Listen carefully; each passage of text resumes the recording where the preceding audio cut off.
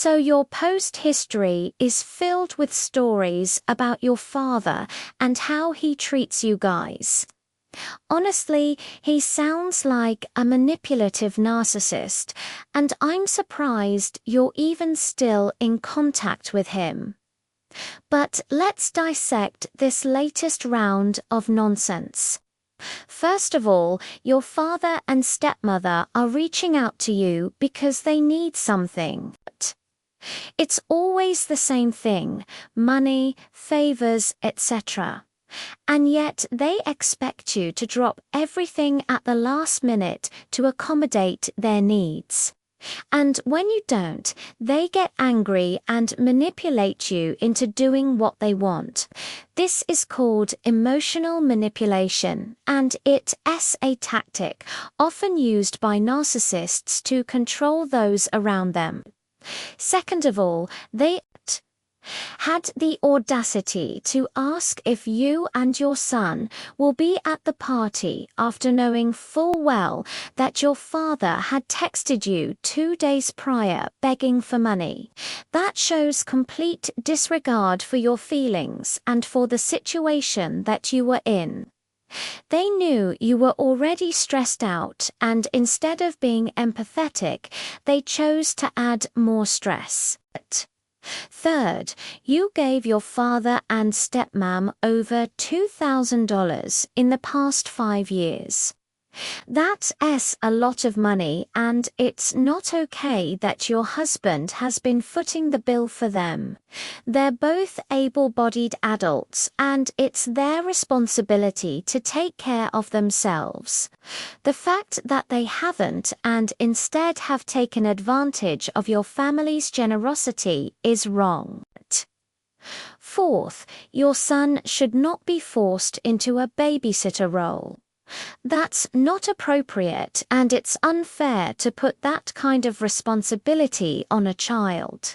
It's also not okay that your son would be forced to watch you get talked down to. That creates an unhealthy and uncomfortable environment for him. And fifth, it's perfectly acceptable to not want to spend time with toxic people, especially when they treat you poorly and take you for granted. You owe your father nothing, and you're not a bad person for wanting to protect yourself and your son from his toxicity. Now, I understand your concerns about cutting off your parents and the potential impact on your son. It's a difficult situation to be in, but you have to prioritize the well-being of you and your son. Your son will be better off without his grandparents and uncles if they treat you that way, because it models what relationships should be like for him. Also, your son is old enough to understand that his grandpa and uncles are bad people, and that it's okay to stay away from them. It may hurt him initially, but it will be better in the long run. Ultimately, the decision of whether or not to cut off your parents is entirely yours. There is no right or wrong answer, but please consider the long-term implications of your decision and prioritize your own well-being and that of your son.